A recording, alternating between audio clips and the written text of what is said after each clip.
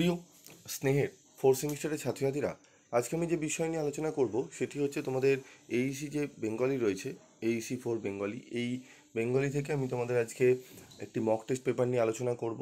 তো set one প্রথমে আমি আলোচনা করছি, তারপর আমাদের সেট টু আলোচনা হবে। তো সেট ওয়ানে যে প্রশ্নগুলো রাখা হয়েছে সেগুলো একটু ভালো করে তোমরা প্র্যাকটিস করবে, এবং যে প্রশ্নগুলো বলা হয়েছে তোমরা কমেন্ট বক্সে প্রত্যেকে চেষ্টা করবে সেগুলোর উত্তর দেওয়ার। দেখে নেবে তোমরা কতটা ঠিক করতে পারছো। দেখো, পোস্টমাস্টার গল্পে প্রেক্ষাপট গ্রামটির নাম হলো কি? ঠিক আছে, পোস্টমাস্টার গল্পে যে ঋতুর কথা বলা হয়েছে, বালিকা রতন আর বালিকা রইল না, সে কোন পদ অধিকার করে বসলো, রতনের বয়স কত, ফটিকের ভাইয়ের নাম কি, এক বাও মেলে না দো বাও মেলে না। ঠিক আছে, উদ্ধৃতিটি যে গল্প থেকে নেওয়া হয়েছে সেটি হলো, ফটিককে তার মামা কলকাতায় নিয়ে যেতে চেয়েছিলেন কারণ কি, রানীহাটের জমিদার ছিলেন কে। এখানে অপশান রয়েছে চারটি, দেখে নেবে। কাদম্বিনীর সই এর বাড়ি ছিল কোথায়? কাদম্বিনীর সইয়ের বাড়ি সইয়ের নাম কি ছিল? জীবরাজ্যে হইতে আমি যে নির্বাসিত হইয়া আসিয়াছি, আমি যে আমার প্রেতাত্মা, এমন ভাবনা যে ভেবেছে। রতন ভেবেছে, বলাই ভেবেছে, কাদম্বিনী ভেবেছে, ফটিকের মা ভেবেছে। জীবিত ও মৃত গল্পে সারদা শঙ্কর যে প্রকৃতির মানুষ ছিলেন।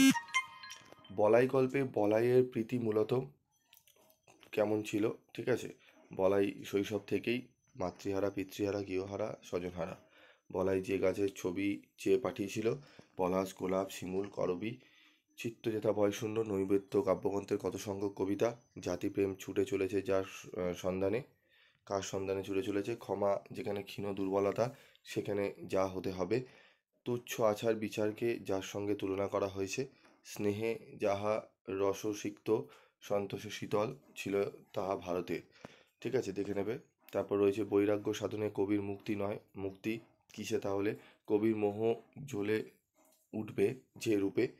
দয়াহীন সভ্যতাকে তুলনা করা হয়েছে।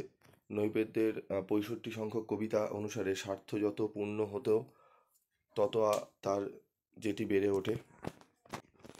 ঠিক আছে, তো 25-এর প্রশ্নটি দেখো, শক্তি, দম্ভ, স্বার্থলোভ, মারির মতো প্রকৃতিতে উল্লেখিত মারি শব্দের অর্থ কী?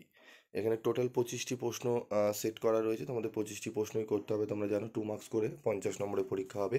তো এই প্রশ্নপত্রের প্রত্যেকটা অ্যান্সার কোনগুলো হবে তোমরা কমেন্ট সেকশনে লিখবে।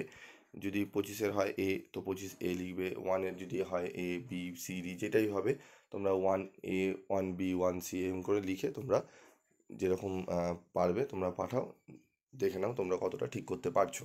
আমি সেট টু পেপার নিয়ে পরবর্তী ভিডিওতে আলোচনা করে দিচ্ছি। তোমরা এগুলো একটু প্র্যাকটিস করে যাও, দেখবে থার্ড সেমিস্টারে যেরকম প্রত্যেক ছাত্রছাত্রী তোমরা কেউ যারা ভয় পাচ্ছিলে কিছুই পড়ে উঠতে পারোনি, 40+ কিন্তু প্রত্যেকে পেয়েছিল।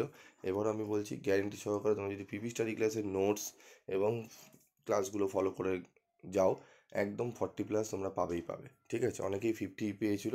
আমি 50, সবাই 50-তে 50 হয়ে ওঠে না। ঠিক আছে, কারো 48 হয়, কারো 46 হয়, তাই আমি বলছি 40+ তোমরা সকলেই পাবে। ঠিক আছে, তো চেষ্টা করো ভালো করে পড়ার, যেগুলো দিচ্ছি মনোযোগ সহকারে করো, এবং একটু পারলে লাইক করো, শেয়ার করো ফ্রেন্ডসের মধ্যে। ঠিক আছে।